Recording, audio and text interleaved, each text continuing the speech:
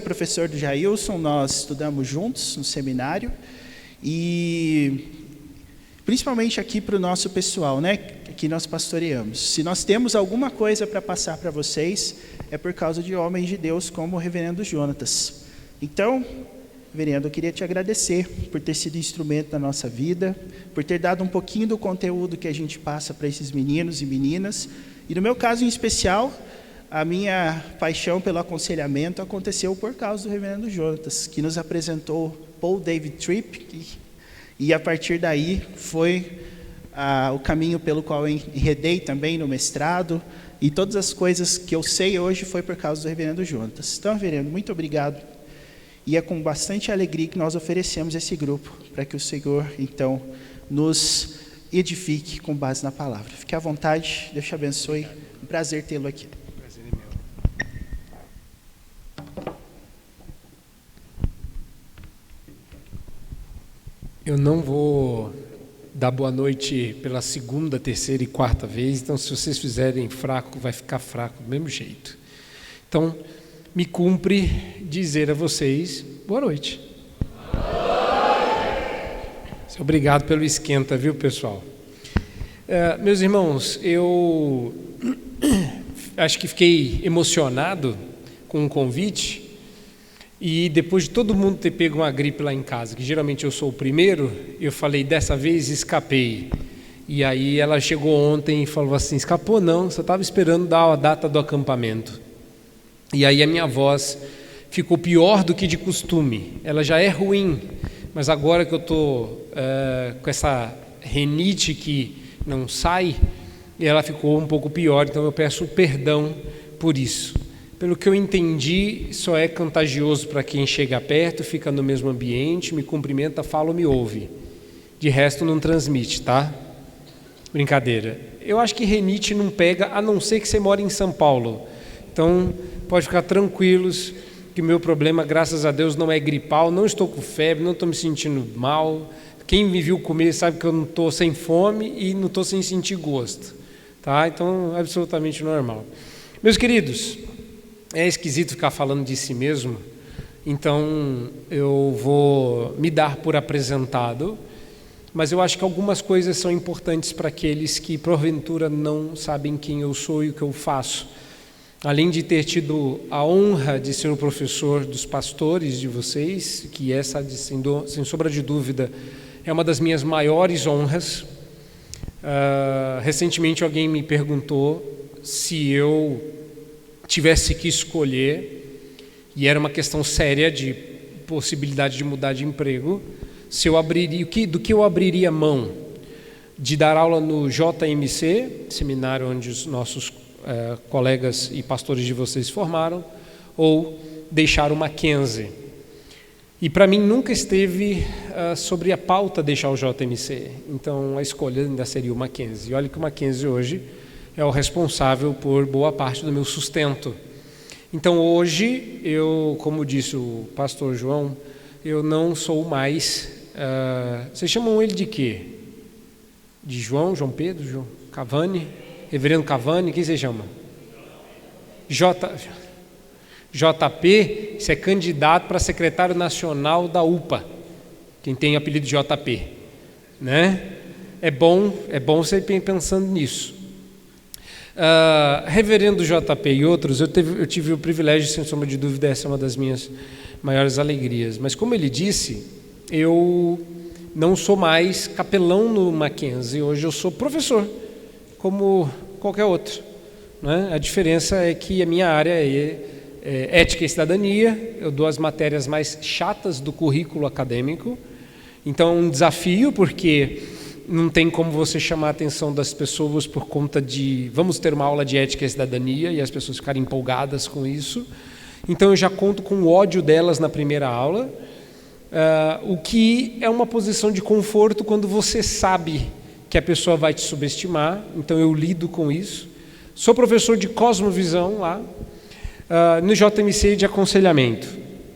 E de aconselhamento e outras matérias correlatas ao aconselhamento, em outros 2 seminários. Eu também sou professor na pós-graduação do Presbiteriano do Norte, o SPN, Seminário Presbiteriano do Norte, e professor de pós-graduação do Seminário Presbiteriano do Nordeste.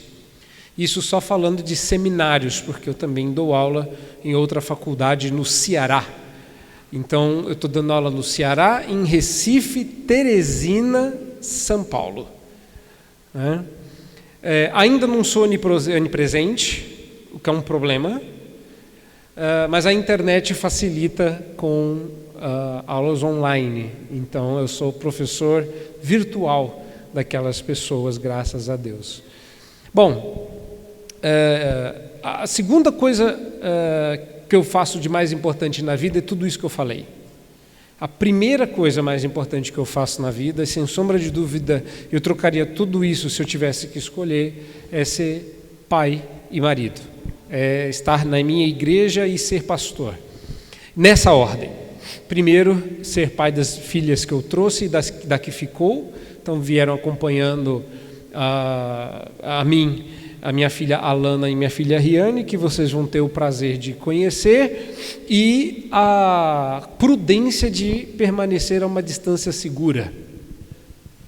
Porque eu sou academicamente muito bem formado, mas eu esqueci de contar a parte em que eu sou professor de capoeira, ou fui professor de capoeira. E para quem acha que é zoeira, você sabe que tem gente que acha que é mentira. E tem muita gente que acha que o máximo que eu consigo levantar a perna é o do Neo em Matrix 1, que é só até a metade assim. Eu sugiro que depois daqui a gente faça uma roda de capoeira.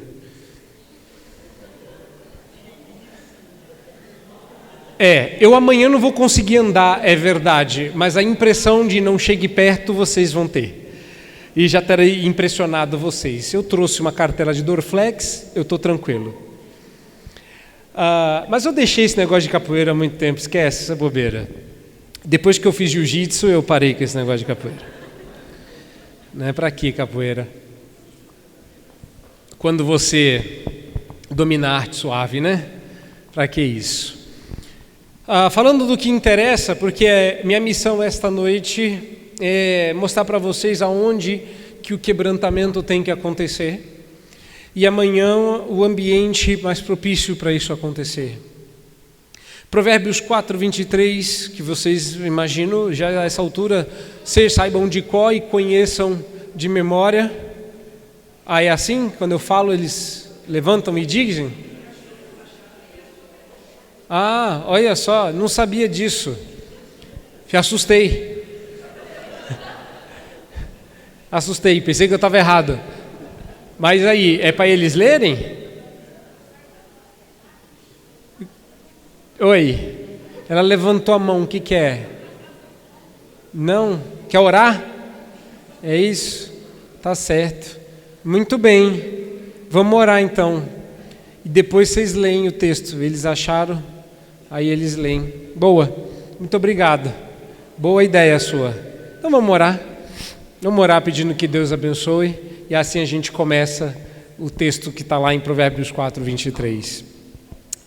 Mais uma vez, Senhor, nós buscamos a Tua sagrada presença e face, pedindo que o Senhor abençoe o nosso tempo juntos e que o Senhor instrua o nosso coração, porque é de lá que procedem as fontes da vida. Pedimos que o Senhor assim nos guarde, abençoe e instrua em nome de Jesus. Amém. A primeira coisa que eu quero que vocês olhem em Provérbios 4:23 é que o texto diz que, eu não vou ler o texto, vocês têm Bíblia e vocês têm olho, então zóia o texto aí. Todo mundo aqui sabe ler, imagino, exceto você? Ela levantou a mão, o que foi? Não sabe ler? Sabe ler? Joia. Quem mais não sabe ler? É analfabeta. Essa daí não sabe ler. Certo. Nada como ter amigos, né? Joia. O que você está vendo aí? Sobre tudo o que se deve guardar, guarda o coração. Essa é a primeira parte do texto. Tem muita coisa importante para você guardar na sua vida. Aliás, eu te atrapalho se eu fico fazendo isso? Que beleza. Vou continuar fazendo. Eu nunca prometi nem combinei com você que ia ficar parado. Então, eu não posso dizer que eu não estou fora do schedule. É claro que você ia preferir que eu ficasse parado, certo? Num acampamento de jovens. Vai achando. Não tem jeito, irmãos. Para falar com um jovem eu preciso andar. E eu ainda vou fazer pior. Se você já quiser deixar esse negócio apontado para o momento em que eu for lá para o banco e para o momento que eu for aqui no meio, já fica preparado. Prepara o seu coração. Esse de Provérbios. Primeira coisa que esse texto diz: tem um trem que vocês são de Minas mesmo? Não? Vocês estão errados. Tá certo quem está em Minas. Isso, ó, o povo de Minas lá. Sobre tudo que você deve guardar, guarda o coração. Tem coisa importante na vida e tem a mais importante na vida. De todas as coisas mais importantes na vida, o coração é, sem sombra de dúvida, a mais importante. Se você tiver que optar por alguma coisa, e foi assim que eu comecei a palestra, dizendo que a gente tem que fazer opções importantes na vida. De todas as coisas que você faz, o que é o mais importante? De todas as coisas que você tem, de todas as coisas que você é, de tudo que te compõe, o que é o mais importante? Sobretudo, coração. Coração. E o problema, antes da gente falar da segunda parte do texto, e eu imagino que a essa altura vocês já sabem o que eu estou falando aqui. Então, chegar por último no acampamento tem suas vantagens e tem suas desvantagens. A vantagem é que eu vou bater e sair correndo. Quer dizer, amanhã eu vou bater e sair correndo. Hoje eu ainda corro o risco de encontrar com vocês e apanhar, porque aqui é escuro e vocês podem pular em cima de mim. Então eu vou bater de leve. Mas a desvantagem é, eu não faço ideia do que vocês ouviram. Eu espero que todo mundo tenha seguido o protocolo, que aí eu tenho uma ideia. Mas antes de eu prosseguir falando do que é coração, sob risco de repetir o que vocês já ouviram, deixa eu contar uma história muito ruim sobre um acampamento que eu fui, e que eu era o preletor dos últimos dias, e que o acampamento já estava rolando desde quarta, e eu falei na sexta e no sábado, o acampamento terminava no sábado, e eu consegui desmentir metade do que eles ouviram na sexta e a outra metade no sábado. Ou seja, eu estraguei o acampamento todo. Por algum motivo ninguém nunca mais me chamou. E não espero que seja assim aqui. Por dois motivos. Primeiro porque eu acho que vocês ouviram aqui é absolutamente seguro por tudo que eu li. E pelas pessoas que passaram, acho que não vai ter problema. Mas que eu fico com medo, eu fico. Que aí, de repente, agora, na sexta, no sábado à noite, vocês descobrem que coração não é nada daquilo que... Já pensou, coisa horrorosa? Vocês vieram naquela, ai, meu coração, não sei porquê, bate feliz. Que versículo é esse mesmo? Não, é um cântico espiritual. Não é isso? Aí você está lá no coração, de repente você descobre que coração não é nada disso. Ele é a coisa mais importante e eu vou mostrar para você por que ele é a coisa mais importante. E a expressão diz aí, sobre todas as coisas guarde o coração. O coração não é a sede das emoções. O coração não é o lugar dos sentimentos. Ai, os sentimentos ficam no coração tão quentinho. Como é que você está aí no seu coração? Quando eu fico muito feliz, muito emocionado, você não está transmitindo nem gravando não, né? Para o pessoal ficar vendo só o negócio. Não é? O que vocês acham que é o coração? Coração é as emoções, coração é o que eu sinto dentro de mim. Vocês estão preocupados com eles? Eles não deviam nem estar gravando, não vieram? Eu estou falando para quem está aqui, não é não? Ai, tadinho deles, estão gripados. Eu também estou aqui, então vai todo mundo, não é isso? Né? Então vamos focar em vocês, esquece eles. Não sei quem são eles. Eles são problema dele. Tá? Orem por ele. O que é isso? Eu não entendi, como é que é?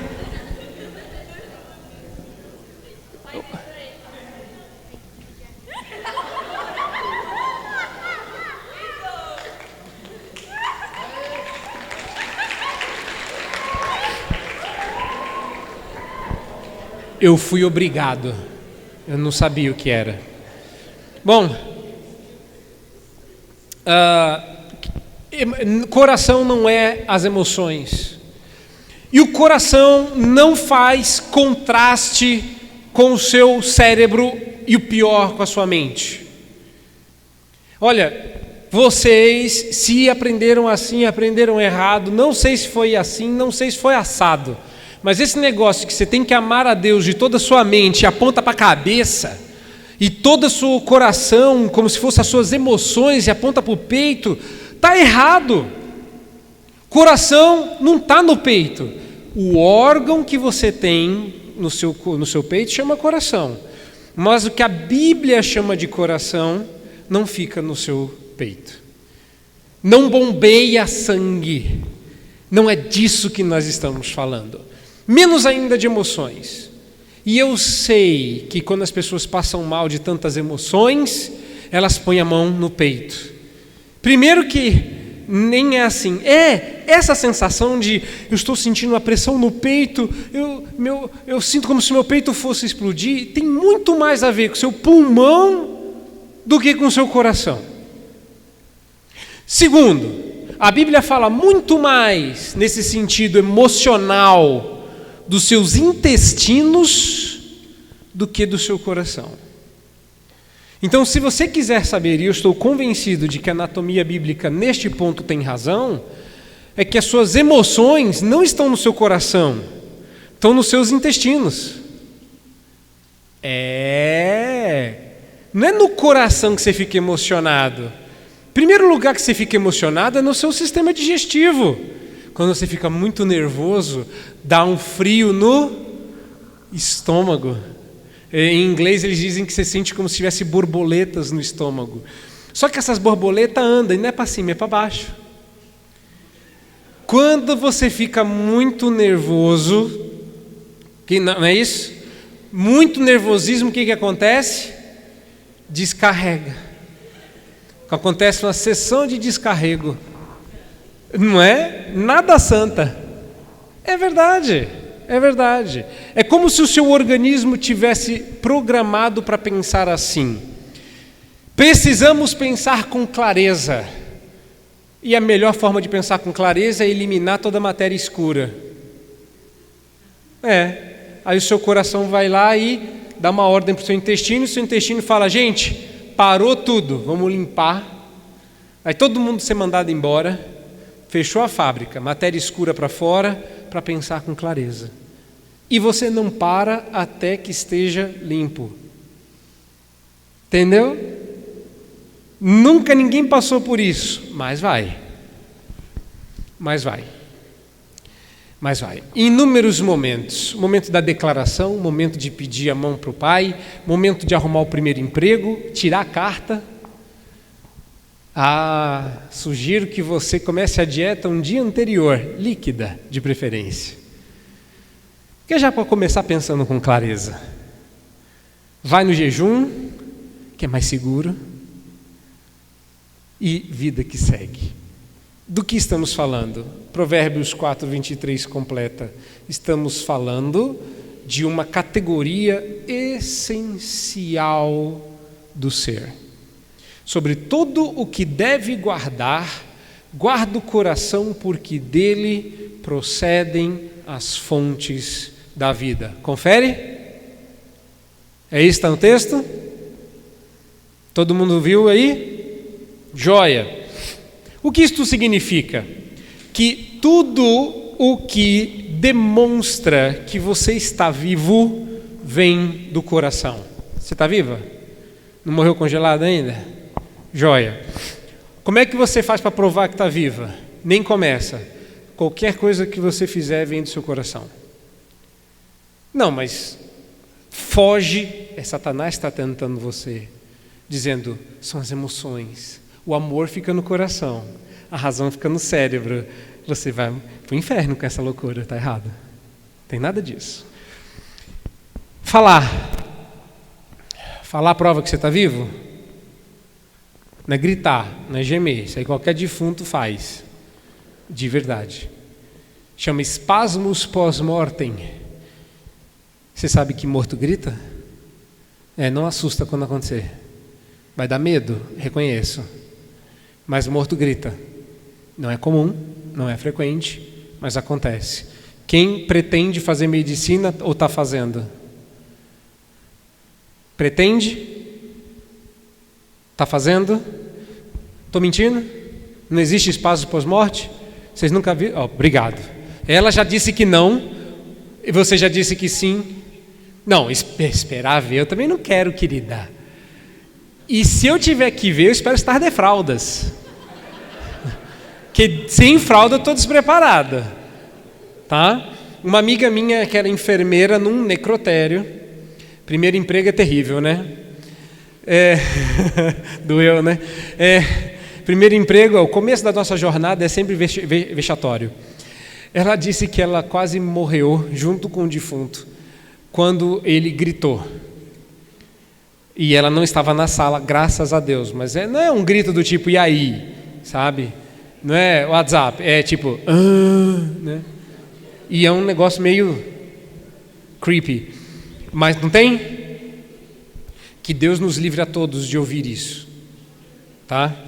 Eu já segurei um morto 2 vezes e, graças a Deus, ele só morreu mesmo. Não tentou comunicar. Brincadeira, você é crente ou não é? Então, não tem que ter medo dessas coisas, não.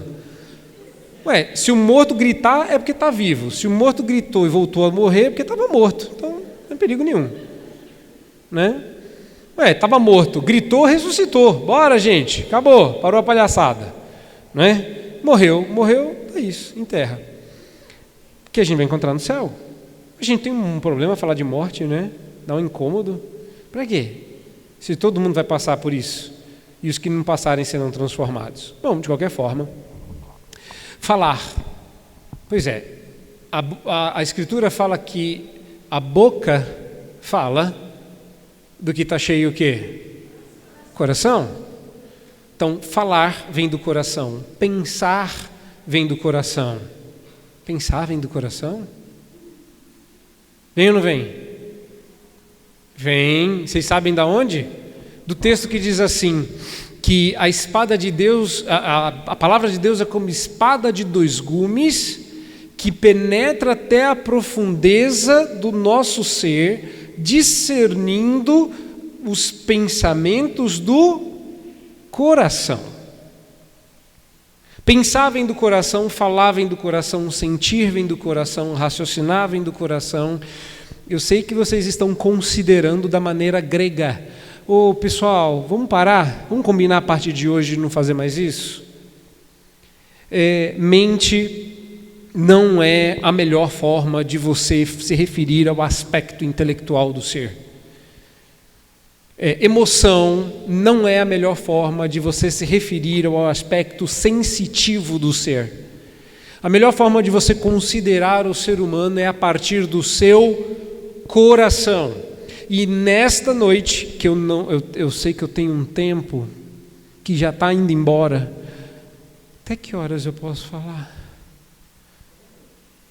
Ok, eu achei que não ia dar tempo. Em sendo assim, eu continuo. Vocês vão me avisar? Não, né? Vão deixar eu falar. Então tá bom. 9, tá. Então dá tempo. Essa noite eu quero mostrar para vocês qual é a melhor forma de você considerar o seu coração. Por quê?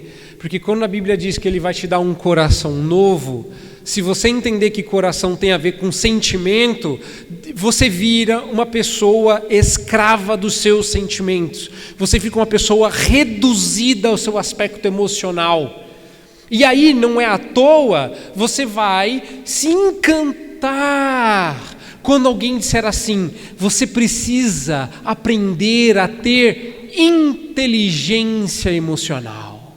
Aí você fala: é verdade. Por quê? Porque você está contraído, você está zipado, você está amassado para caber numa latinha chamada sentimentos. E aí você precisa de inteligência emocional. Não, você precisa de inteligência cardíaca. Porque o seu problema é cardíaco. Não é do órgão, não é medicinalmente falando. Então, galera da medicina, esquece, eu não estou falando da matéria de vocês. A hora que você quiser falar assim, mas isso fica em qual ventríloco? O átrio qual? Isso aí é da aorta, esquece, eu não estou falando de coração. Não desse. Eu estou falando da anatomia bíblica, que é espiritual, ou seja, era uma metáfora da realidade. Então ele não está falando literalmente, a não ser as emoções, que essa é outra aula, outro dia, outro negócio. Quem sabe até outro livro. A Bíblia fala que o coração é uma categoria essencial do ser. Ela usa coração para descrever e para falar das capacidades, para pensar, entender, duvidar, raciocinar, discernir, lembrar, falar, sentir, emocionar, tudo vem do coração. Ou seja, qualquer coisa que prove que você está vivo, vem do coração. Por isso que você tem que guardar, porque tudo na sua vida, como uma árvore, vem de uma raiz chamada coração. Então, palavras que são intercambiáveis na Bíblia e que falam de coração podem dar a entender que existem vários tipos e categorias. Por exemplo, essa visão que a gente tem bem comum de que você tem uma divisão tríplice do ser: corpo, alma e espírito. Não existe nada disso. Só existe dentro e fora. Mas a mesma coisa. A gente aprende as coisas erradas hoje em dia. Porque tem que amar a Deus de toda a nossa alma, de todo o nosso entendimento. Como é que é? E aí vai dividindo em 3. Fica complicado, porque Jesus dividiu em 4. Talvez não seja divisível. Não. Ou então a gente faz assim, olha, na verdade, você está falando ali dos médicos, mas existem 3 divisões. Lá naquela ponta, está a elite do saber, são os médicos. Aqui no meio, eles cuidam da parte física, entendeu? Eles dão remédio, eles mandam de corpo. Aqui no meio, essa massa mais amorfa, está os reis do mundo, o pessoal que cuida do psíquico, do emocional. Essa galera que vai ficar rica dando palestra de inteligência emocional, está aqui no meio. E o que sobrou é nós aqui, os ignorados, a galera da igreja, o povo da oração, né? Porque a gente cuida do espírito, a gente fala do relacionamento com Deus. Daqui para lá, tem nada com relacionado. Isso aqui está relacionado com as minhas emoções, aquilo está relacionado com o meu corpo, e a gente está aqui só na oração. Sim, parece legal, mas não é não. Na verdade é péssimo. Porque enquanto tem gente que está aprendendo a orar direitinho, tem um monte de gente que não está aprendendo a pensar direitinho. Tem um monte de gente que não está aprendendo a sentir direitinho. E tem um monte de gente que tem reação física no corpo porque não se domina direitinho. E as pessoas esquecem que pecados não são só de ordem espiritual, que pensar errado é pecado, que sentir errado é pecado e que reagir fisicamente também é pecado. Mas a gente não leva isso em conta enquanto a gente só está preocupado em aprender a orar, em aprender a fazer as coisas de ordem espiritual, esquecido que é absolutamente espiritual a reação corpórea, porque quando Cristo orou no Getsemane, ele teve um fenômeno chamado, anota aí que vocês estão anotando com H, hermatidrose, com H, hermatidrose, que é sangrar através dos poros, ou, se você preferir, suar sangue. A vida inteira eu ouvi que Jesus só suou sangue porque ele era Deus, até descobrir que suar sangue é um fenômeno físico, era uma reação. Ou seja, absolutamente espiritual. Suava sangue porque estava sofrendo na pele o abandono que eu e você merecemos. Percebeu? Enquanto a gente está pensando que tudo que tem a ver com o espiritual é honrar pai e mãe, orar, cantar louvor, saber teologia, a gente está ignorando todo o resto. E você reparou que tem mais resto do que todo? Vocês repararam nisso? Que sempre tem mais coisa que fica fora da Bíblia do que coisa que fica dentro? Quem sabe se a gente reorganizar o nosso conhecimento? E se eu dissesse para vocês que coração não é nada disso, coração é o centro unificador do ser. Coração está ali, coração está aqui, coração está aqui, coração está aqui e está em muito mais coisas do que a gente não está vendo. E se coração fosse a chave para a gente entender? E se o frio na barriga viesse do coração? E se a oração viesse do coração? E se aprender química viesse do coração? E se aprender uma nova língua viesse do coração? Não, mas aí o senhor já está com o coração nessa coisa toda. Estou mesmo. E é preciso que você entenda que o coração é a totalidade do homem no centro do ser. O coração é a totalidade do homem no centro do ser. O ser humano é governado por um centro existencial chamado coração, que reúne todas as grandes decisões da pessoa. Espírito, alma, mente, interior, consciência são termos que nos parecem mais familiares, mas cada uma dessas palavras enfatiza uma área em particular do coração, mas elas todas possuem algo em comum. Elas identificam o nosso centro espiritual, ou seja, a forma pela qual estamos conectados com Deus em todos os momentos, para todas as coisas, saibamos disso ou não. Essa última parte é a mais importante, então eu vou repetir. Vamos de novo. O coração é o lugar que nos conecta com Deus, não é o seu espírito, não é a sua espiritualidade, é o seu coração. Isso é importante. Vocês estão anotando que eu vou fazendo uma gradação de ideias aqui. O coração, repito pela terceira vez, é o centro que nos conecta espiritualmente com Deus em todos os momentos, para todas as coisas, saibamos disso ou não.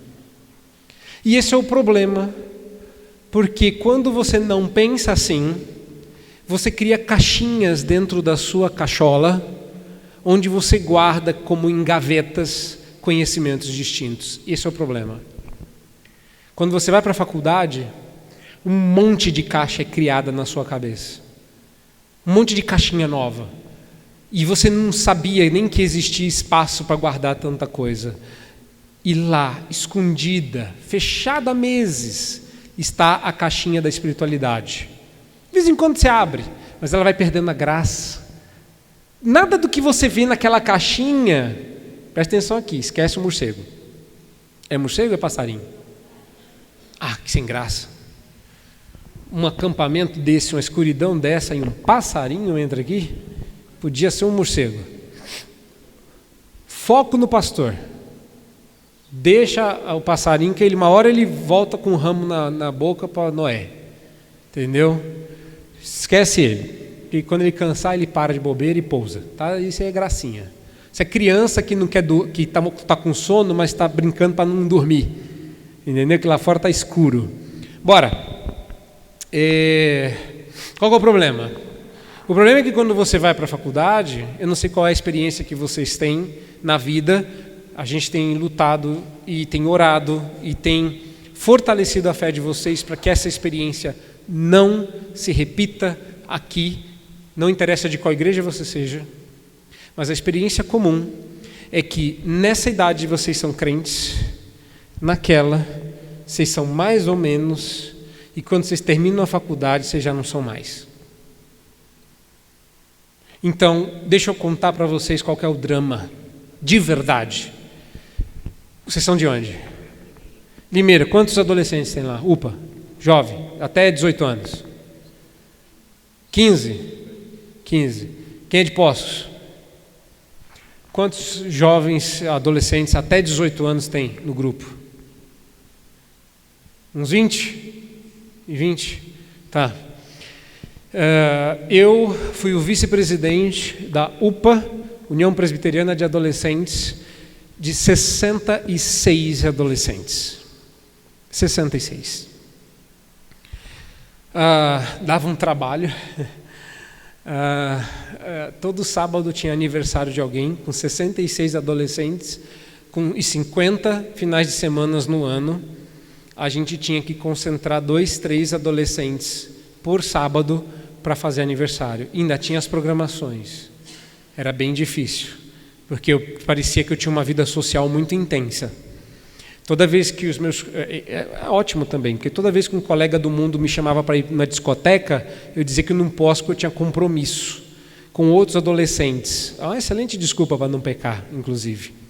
Mas não deixa você mais crente, não. 66 adolescentes. Sabe por que eu conto isso? Porque com 17 anos eu entrei no seminário. Então eu saí da UPA e fui para o seminário. Então quando eu, já no seminário, entrei na mocidade, que é dos 18 aos 30 e para sempre, na mocidade você não sai mais, você só sai quando você se casa, e isso porque você é expulso, porque os jovens não têm mais papo com você falando sobre o início da vida, e eles lá, não, que eu estou tendo que trabalhar, pagar os boletos, e eu, sem graça, casou, vai embora. Quando o pessoal fez 18 anos e foi para a faculdade, começou a sua vida, e a gente foi para a mocidade, sabe quantos dos 66 adolescentes viraram moços na igreja onde eu também fui vice-presidente? 23. Então, quando eu falo isso, eu não falo só com base no que eu vejo, eu experimento isso desde que eu tive a idade de vocês.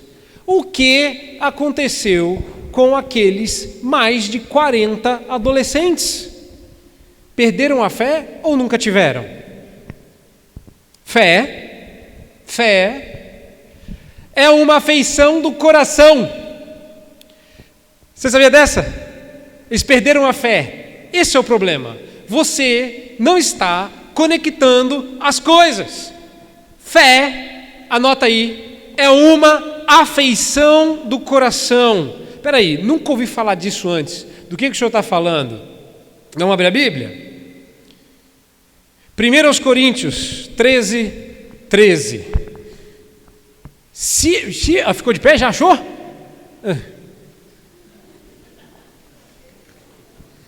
Se ficar de pé, vai ter que ler. Ixi, agora ninguém vai achar. Onde fica 1 Coríntios, pastor? Não estou achando na minha Bíblia. Olha, ninguém achou. Que absurdo. 1 Coríntios, manda ver, irmão. Lê para nós aí. 1 Coríntios 13.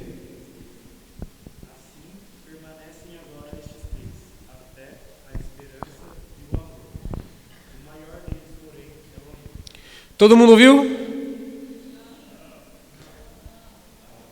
Não.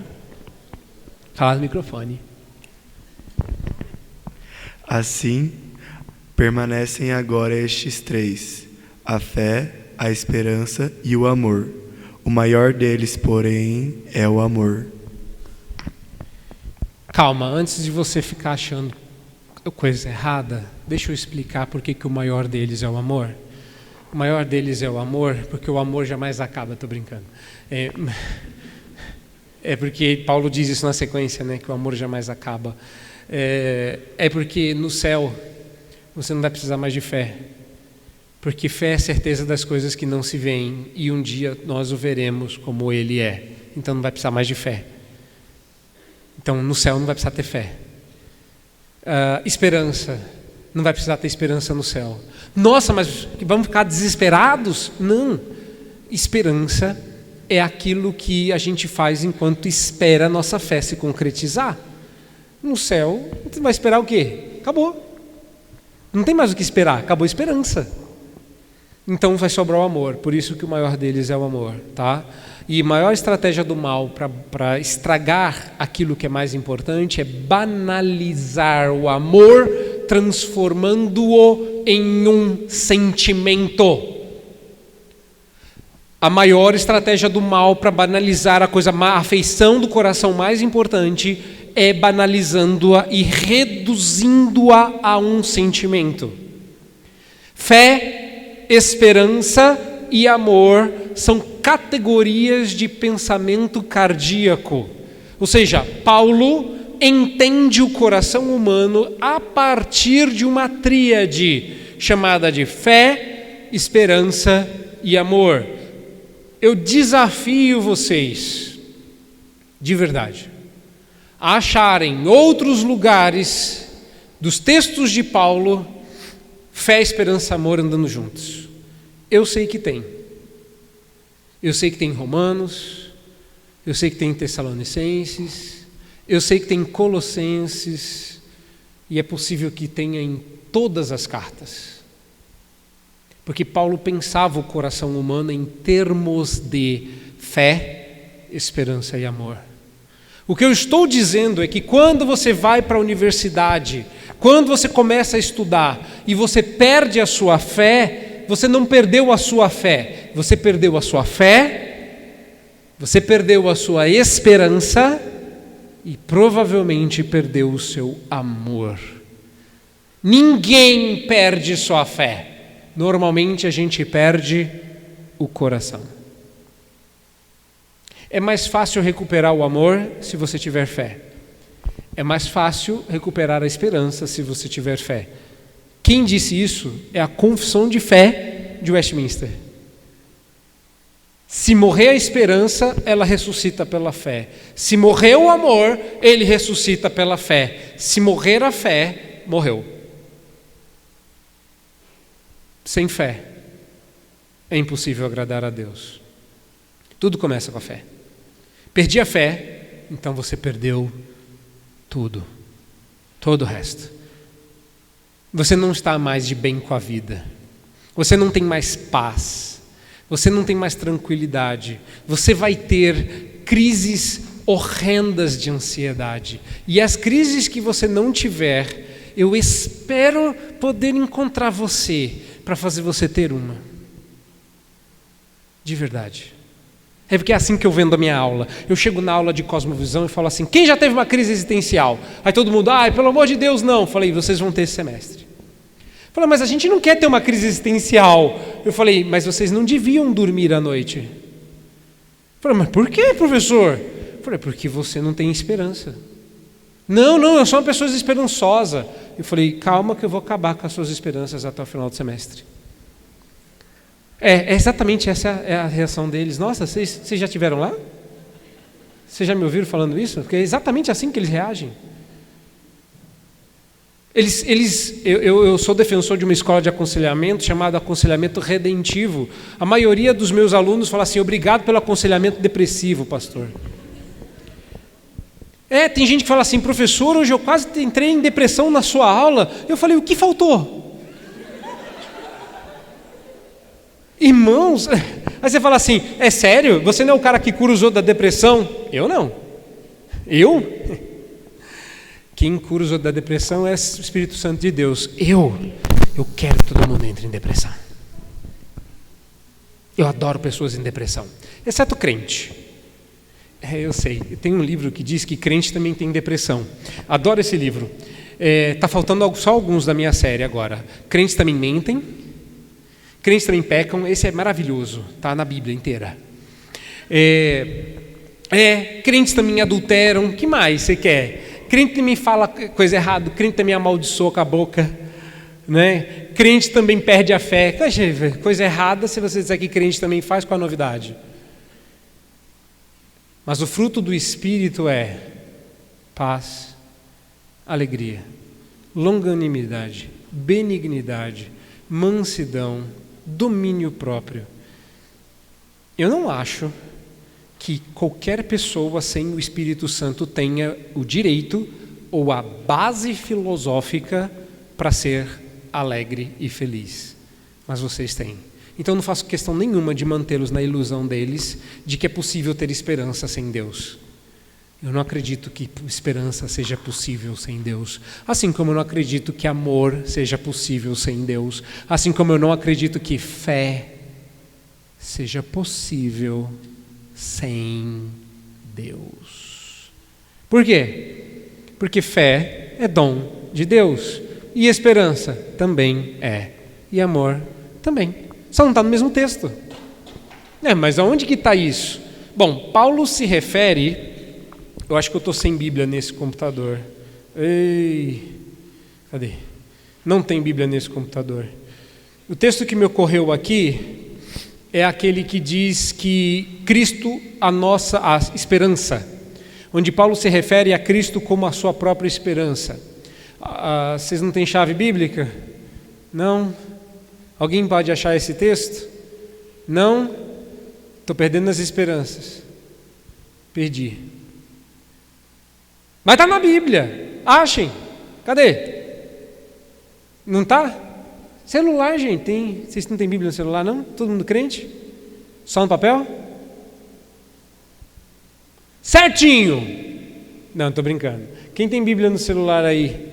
Procura lá, esperança, Cristo, nossa esperança. Onde que está? Porque depois eu vou mostrar o texto de João. Tem vários desses. Achou?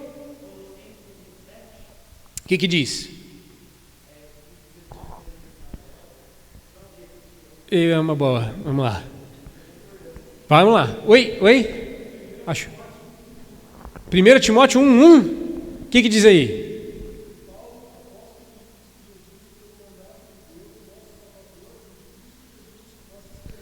Ali. Cristo Jesus, nossa esperança. Vamos lá. O amor de Deus é derramado em nossos corações. Onde está essa frase? Procura derramado e amor. Você acha? Vamos lá. Tem que saber. Bora?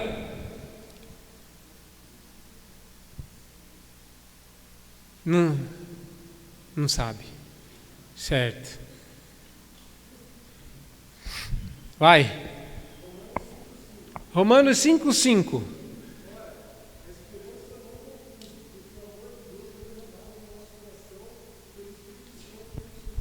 Que bagunça é... Romanos não vale mais, tá? Mas que bagunça é essa? A esperança no convunde, porque o amor, o que tem a ver uma coisa com a outra? Porque é uma afeição do coração. Elas andam juntas. Não é à toa que a esperança não confunde, porque o amor foi derramado em nossos corações. Você, 1 de João, nós amamos porque Ele nos amou primeiro. Vocês conhecem esse? Não? Irmão, acha para nós lá. Ele está em 1 João. Amamos primeiro. Vocês têm que abrir a Bíblia, ele vai achando, vocês abrem na de papel e grava, já marca. Não, tem que achar, irmão. Vai, corre que ele está terminando de digitar. Está fazendo na busca. Corre. 1 João 4,19. Vai na Bíblia aí. Agora eu quero uma pessoa com a Bíblia de papel para ler. Chega, ele já leu demais.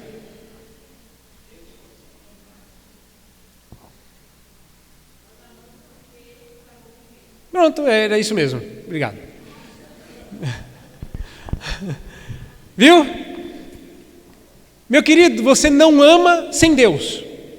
Qualquer coisa que você tenha e que você chame de amor, mas não tem Deus, não é amor. Nós amamos porque Ele nos amou primeiro. E esse amor é derramado em nossos corações. E esse amor alimenta a esperança, e a esperança alimenta a fé. Tríades do coração. Sabe qual é o problema? O quebrantamento tem que acontecer aí, no coração, e mexer com a sua fé, esperança e amor. Qual é o problema? A gente só está mirando em uma das afeições. Quando mira? Quando acerta. Pessoas que não têm Deus no mundo. Você pode achar a expressão sem Deus no mundo? Porque ela é bíblica. Pessoas sem Deus no mundo não têm três coisas, não é só uma só. Não tem salvação. Não é isso. Pessoas sem Deus não têm três coisas. Elas não têm fé, elas não têm esperança, elas não têm amor. Amor próprio não é amor, é egoísmo.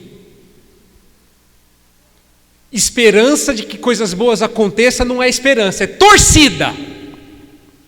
Cruza o dedo.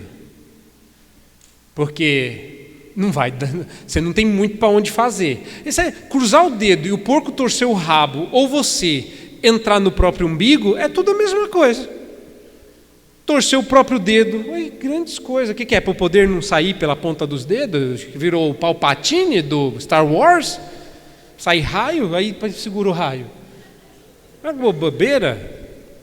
O que diz aí? Qual que é o texto? Efésios 2:12. Bíblia analógica. Onde está? Quem achou Efésios 2:12?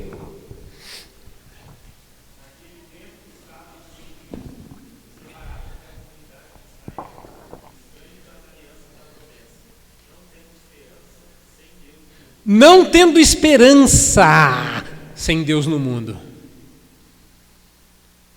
Estavam alheios. Cara, se você der uma olhada com um pouquinho, todo mundo abre texto lá. Efésios 2:12. Olha devagarzinho.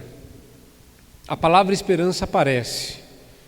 Mas não tem um pouco de fé, amor no começo e fé no final? Estavam... Não parece falta de amor? Sem aliança. Não tem alguma coisa... Amor prático. Não estavam sendo amados por Deus? Não parece isso?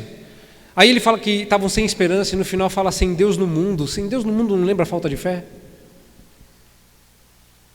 Por acaso esse texto está dizendo que fé, esperança e amor andam juntas, só que não precisa dizer com as próprias palavras? Você não precisa chegar para o ímpio, para o seu colega de faculdade, para o seu amigo de escola, para o seu brother da rua, para quem está jogando pelado e quando ele chuta a bola e ele erra e ele grita um palavrão, fala, isso é falta de fé, esperança e amor, hein? Ele vai ficar assim... Quê? Não.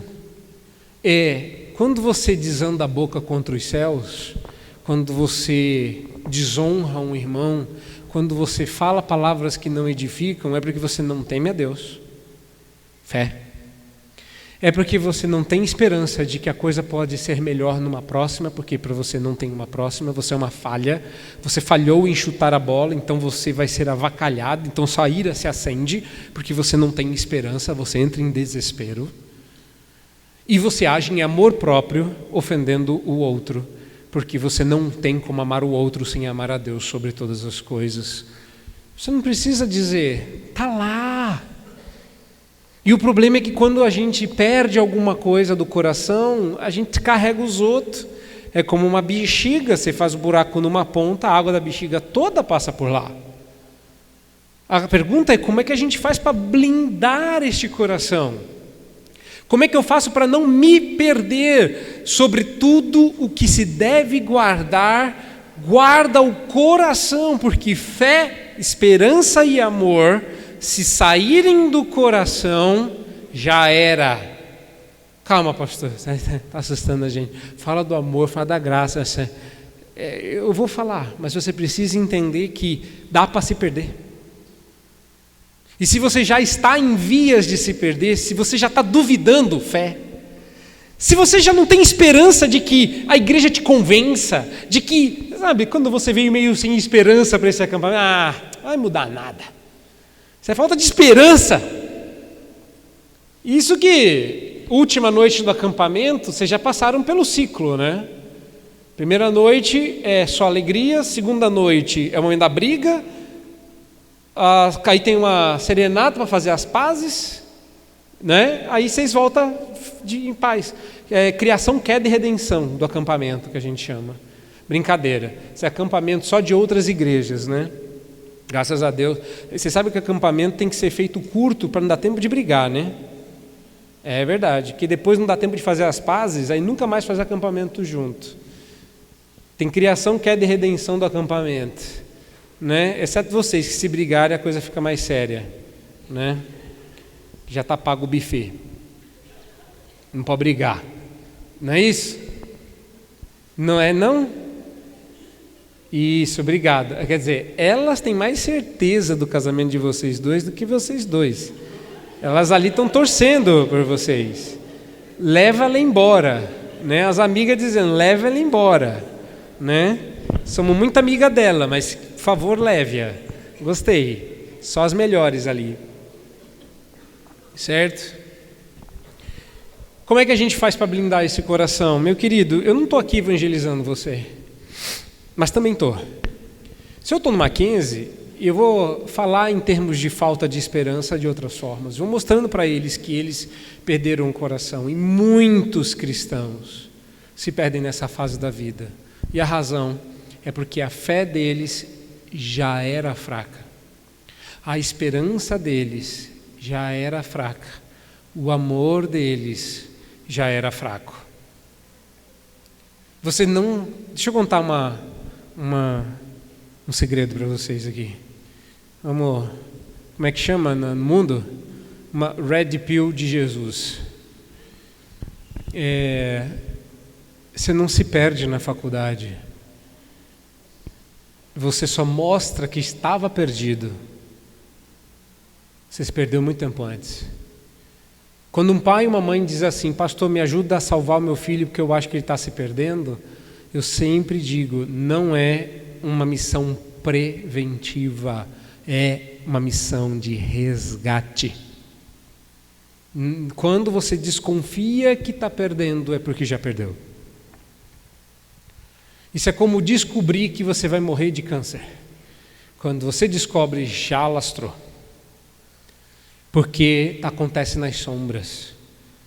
Irmãos, vamos falar de como blindar esse coração nesses minutinhos que me restam. As dúvidas que vocês têm, vocês não falam. Poucos de vocês fazem isso. Lá no fundo, você tem vergonha de ter dúvidas de que Deus criou o mundo em 7 dias. Porque todo mundo ao seu redor parece acreditar com tanta força nisso, que só você é doido.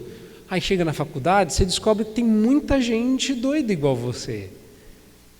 Aí você se junta aos doidos. E você se sente um patinho feio redimido por Satanás, é verdade? Você tem dúvidas com respeito à sua sexualidade. E aí você diz, será que todo mundo luta com isso ou sou só eu? E aí, hipoteticamente, você menciona um primo fictício que você nunca conheceu. E aí você diz assim, tem um primo meu que tem um vizinho, que tem um conhecido da escola que ele só frequentou por 3 meses, que sofre de um problema assim, assim, assado. E todo mundo cai matando, fala, que absurdo, isso é pecado. E você fica, sou só eu mesmo. E aí você chega lá na faculdade e tem um grupo que diz assim, venha para o nosso grupo, aqui nós somos gays e cristãos. Você fala, achei um inferno para onde ir. Mas tem. Aí você tem um problema com os seus pais. E aí você quer distância deles. E aí aparece uma faculdade na China e você fala, boa, é isso. Eu acho que é esse o curso que eu quero fazer. Designs do interior da China. Eu quero fazer ciências e tecnologias da China. Eu quero ir para longe. Porque lá, como eu já ouvi de muitos jovens, eu posso ser eu sem meus pais por perto. E eu, que sou eu, sem os meus por perto, digo para esses jovens, eu sei o que você quer. Você quer pecar sem ter ninguém apontando o dedo. Porque aqui você pode. E ninguém vai dizer, Isaías 40, que é isso que fazes. Percebeu? O lugar de você guardar o seu coração é aqui. Nesses lugares. Porque aqui você tem as armas para blindar o seu coração. Pode ficar tranquilo.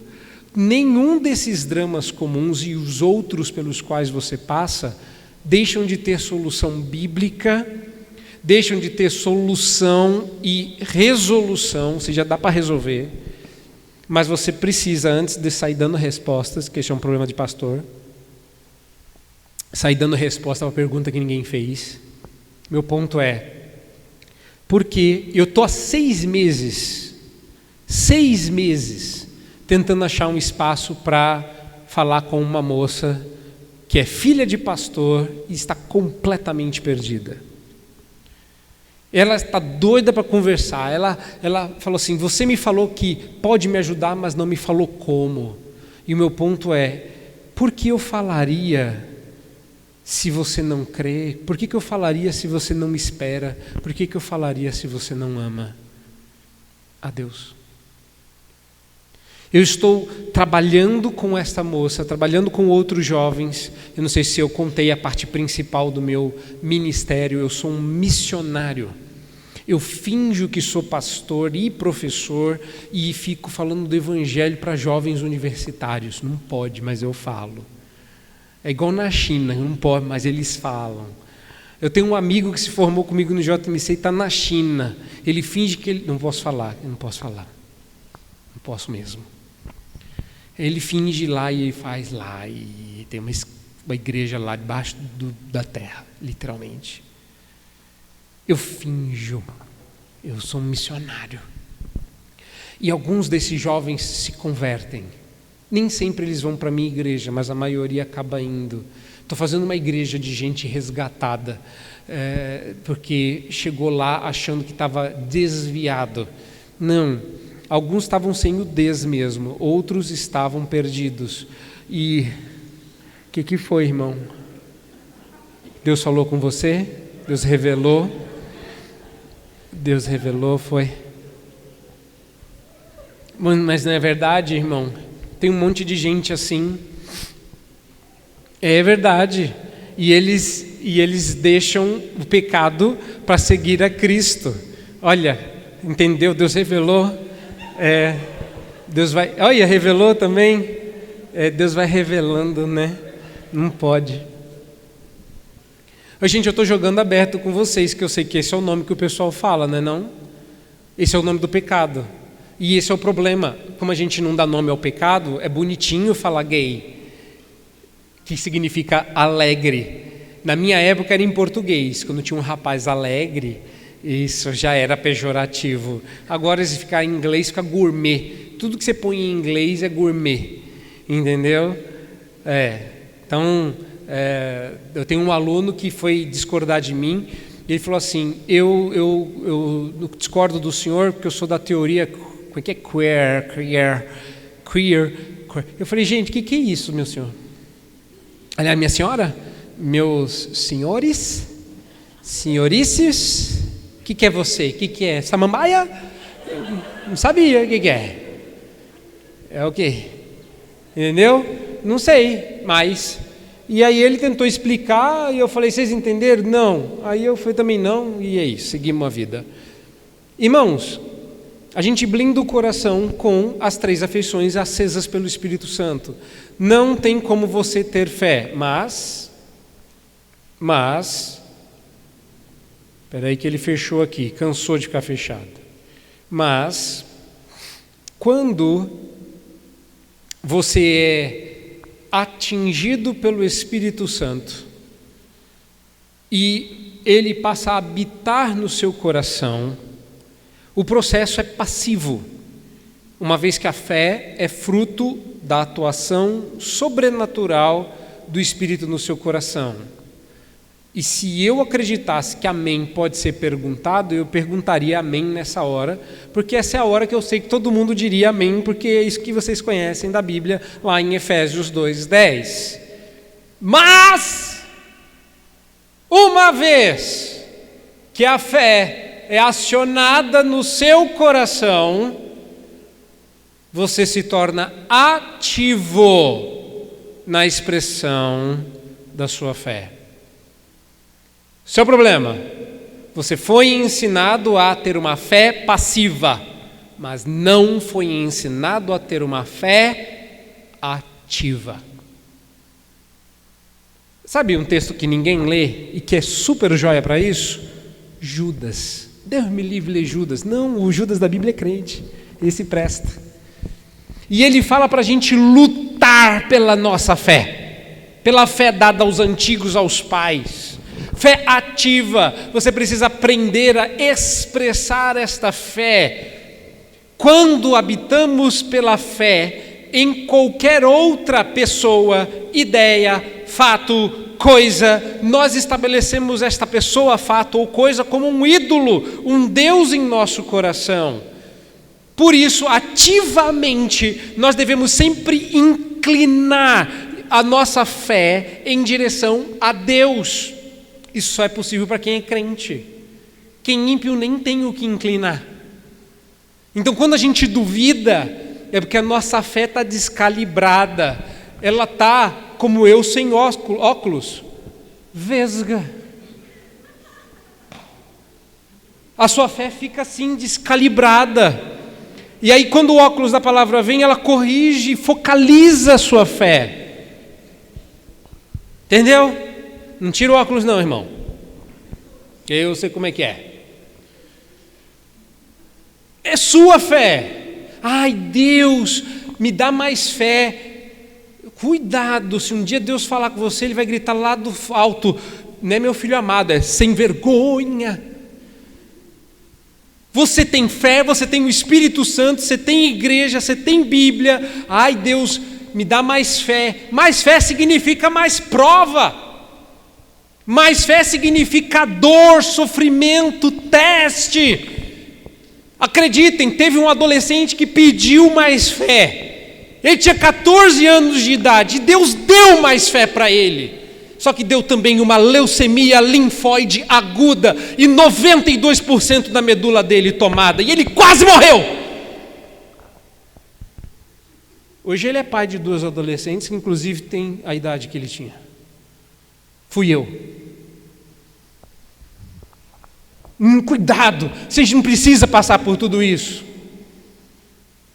Você não sabe o que é ver uma pessoa morrer, estrebuchar até morrer com 14 anos de idade.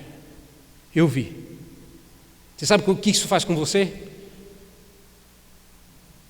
Não quero saber. Deus tem que trabalhar muito com você para isso. Mas uma coisa você pode fazer: aprender de mim, da minha experiência. Você pode confiar nesse Deus que me curou e abriu o mar vermelho. E isso exige fé. Mas exige mais do que isso, exige esperança. A gente precisa de esperança.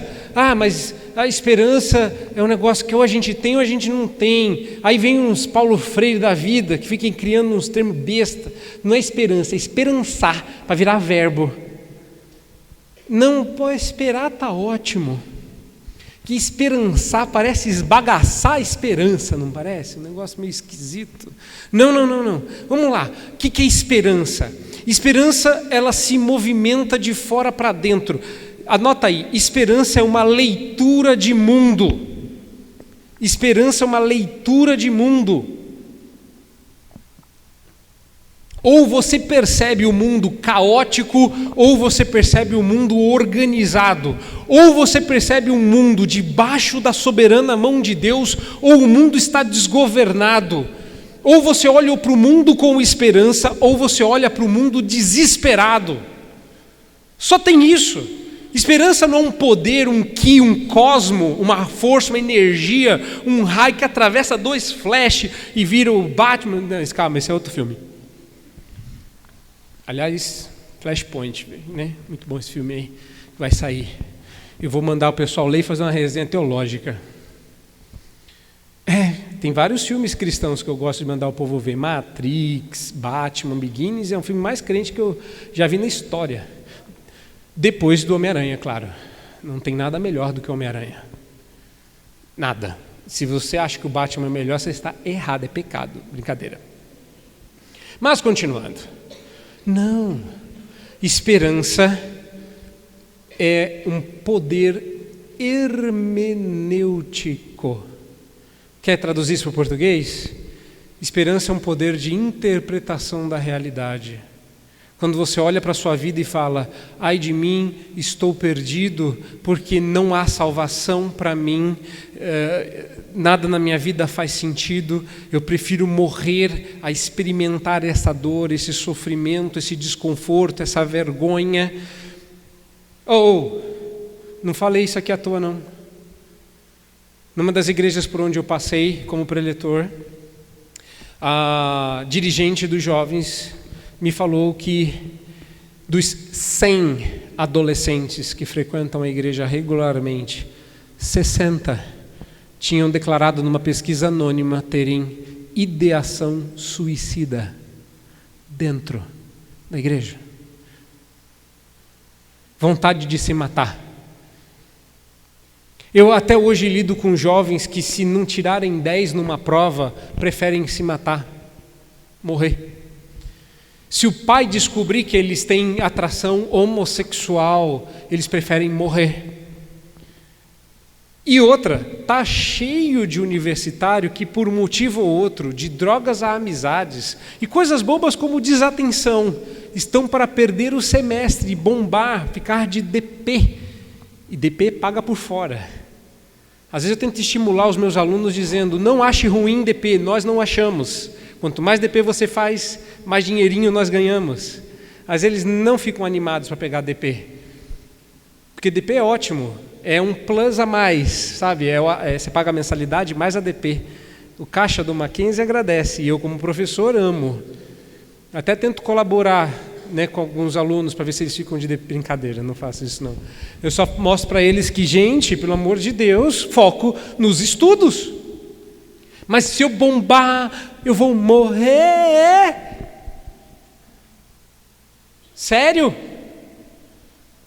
Então a sua vida vale uma nota, sua vida vale uma vergonha, sua vida não vale nada. Sabe o que é isso? Falta de esperança. Quer o mais chocante? O mais chocante? Estou eu dando uma aula de niilismo, onde nada faz sentido, e as pessoas vão se identificando. E sou niilista, olha lá. E o niilismo tem como marco desespero. Uma das coisas que o niilista pode ter é desconfiar que ele não existe. Parece brincadeira, né? Você existe. Então, uma vez eu convenci metade da turma que eu não existia. E você pensa que é brincadeira? Eu não tenho tempo, mas eu faço. E aí, um dia, uma aluna me encontrou no campus da universidade e ela veio meio... Aí me pegou assim, eu falei: oi! Ela: o senhor existe. Eu falei: eu sabia. Você que não. Mas um dia, uma aluna veio e disse para mim: eu não sei se existo. Era a minha primeira vez. E eu fiz uma gracinha. Eu aprendi com um teólogo chamado Chespirito, conhecido também como Chaves, que quando alguém diz assim: se eu acho que eu não existo, se belisca. Aí o Kiko ia lá e se beliscava. Aí eu falei para ela assim: você acha que você não existe? Para com isso, se belisca. Aí ela puxou assim a manga, mostrou o braço todo marcado. Ela falou assim: mas eu já me corto. E aí foi a minha vez. Quero morrer. Que vergonha. Que vergonha, passei. E agora o que eu faço? Oro e saio correndo? Não. Sabe o que essa pessoa precisa? De Jesus. Deus do céu, não estraga tudo. É claro que ela precisa de Jesus, mas ela precisa de Jesus, a nossa esperança. Percebeu? É assim que você blinda o seu coração. E para finalizar, por que não falar do amor? O amor. L'amour. Amar é. O amor. Esse é o pior de todos, porque esse é o mais mal entendido. Anota aí, amor é ação, amor é atitude, amor é fazer algo, amor não é sentir algo. De novo, amor é ação, amor é atitude, é fazer algo, não é sentir algo. Te amo do fundo do meu coração, morra de frio. Peraí, eu não estou inventando não. Quem disse isso foi Tiago. Se um teu irmão vier pedir algo para uma manta, um casaco para se aquecer e você disser, vá, ide em paz, e não der para ele algo com que se aquecer, você não amou o seu irmão. Isso não é amor. Amor não é sentir, senti uma dó, e a gente fica orgulhoso de sentir dó dos outros. Você já reparou no Instagram? Né? No YouTube, nossa, senti uma dó daquela pessoa e me senti tão bem com isso. Não, eles não vão dizer assim, mas é isso que você vai ver. Amor é uma afeição do coração. Anota aí que essa também é importante. Amor é o ato antes do ato. É por isso que amor parece sentimento. Porque primeiro você tem que amar no coração para depois amar no comportamento. Mas o que é amar? É sentir o quê? Meu Deus. Amor é se predispor a fazer o bem ao outro.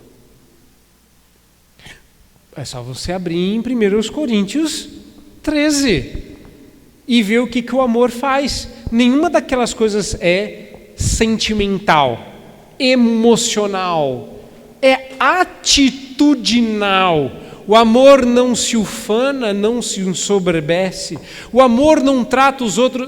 Vamos ler? 1 Coríntios 13, quem achou? Lá, a parte do amor, lá, pode ler. O amor é paciente. Vamos devagar. Calma, irmã. O amor é paciente. Tá? Lá em Barretos, uma vez, uma pessoa foi ensinar a cantar a música do Inário É o Amor. Não essa que você pensou. Só porque é Barretos você pensou, é o amor. Não é esse não. É ensinar a música assim: não te irrites, mas tolera. Aí o pessoal errou. E aí ele errou. E aí ele falou assim: pessoal, nós precisamos cantar certo isso aqui, já falei 1000 vezes, vamos de novo. Não te irrites. Entendeu? Se não fossem cenas vistas, pareceriam mentiras. O amor é paciente. Que coisa horrorosa, né? Não mexe comigo que eu tenho pavio curto. Quem tem pavio curto aí? Não ama. Quem tem pavio curto não ama, porque o amor é paciente. Mas, segunda coisa, você já imaginou se eu fizesse isso para cada um deles, mostrando para vocês? O amor é bondoso, benigno, tem uma predisposição para fazer o bem. Que mais? Não arde em ciúmes. Ter ciúme não é pecado. Kaioken 10, Super Saiyajin 3 é pecado. É ter ciúme que você pega fogo de ciúme. Isso é pecado. Não sei nem o que é isso. Próximo. Ensoberbece, né? Ficar soberbo. Tratar o outro. Ufanar, não sei o que é não. Eu sabia o que é ufanar, agora esqueci. Não anotei. Vai ficar para a próxima. Depois eu trago mais. Que mais? Não se conduz inconvenientemente. Já viu o cônjuge fazendo piada com outro cônjuge na frente dos outros para que os outros riam do próprio cônjuge? Não ama. Não ama. Quando você estiver no pré-enlace, no relacionamento pré-conjugal, dá uma olhada como é que o seu futuro cônjuge fala dos irmãos, fala dos professores, dos mestres, dos pais. Se ele ridiculariza eles, é um escarnecedor, casa não, chuta que é laço, chuta que é macumba, foge dele, entendeu? É sapo, não é príncipe.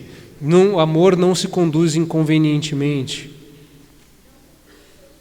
Não procura seus próprios interesses, nem precisa explicar. Leia as 5 linguagens do amor egoísta, as 5 linguagens do hedonismo. Em português está As 5 Linguagens do Amor, do Gary Chapman. Aquele livro serve para nada, no máximo para você acender a churrasqueira, pegando uma das páginas, embolando com óleo e colocando debaixo do carvão. Para ler, não presta. Por quê? Porque ele ensina isso daí. Procurar o seu próprio interesse, porque é a sua linguagem do amor. Não se exaspera, não fica exasperado, duro, grosseiro. Que mais? Não se ressente do mal. Já viu pessoa amargurada com cônjuge? Não ama.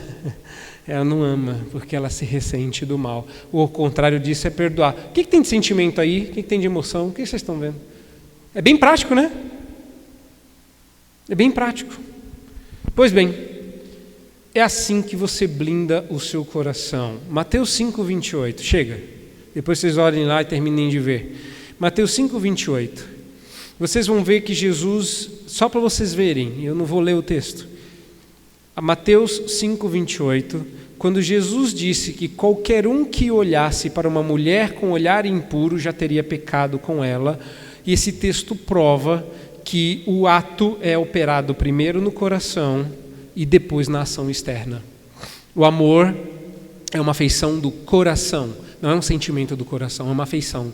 Você ama no coração e ama fora do coração. Você peca no coração, você peca fora do coração. Você perde as esperanças no coração, tem uma atitude desesperada. Você perde a fé e fica sem Deus no mundo. Primeiro no coração, depois fora. Eu ainda teria algumas coisas mais para falar-vos, mas a gente vai ter mais tempo. E eu já passei do meu tempo. Eu queria agradecer a paciência de vocês, de estarem me ouvindo até essa hora, mas eu gostaria que vocês fossem desafiados pelo Senhor a pensar o coração desta perspectiva, porque apesar de ser totalmente diferente da maneira como a gente faz as coisas, faz mais sentido. E quando você ler a Bíblia, agora você vai conseguir ver do que ela está falando. Ela está falando do seu coração. Ela está falando daquilo que governa você. O que governa você é a sua fé, é a sua esperança e é o seu amor. Em quem você crê, em quem você espera e a quem você ama, sobre todas as coisas. Tem que amar a Deus sobre todas as coisas, tem que esperar em Deus sobre todas as coisas, tem que crer em Deus sobre todas as coisas. É assim que você blinda o seu coração e escapa de perdê-lo na primeira oportunidade. Que Deus os abençoe em Cristo. Amém.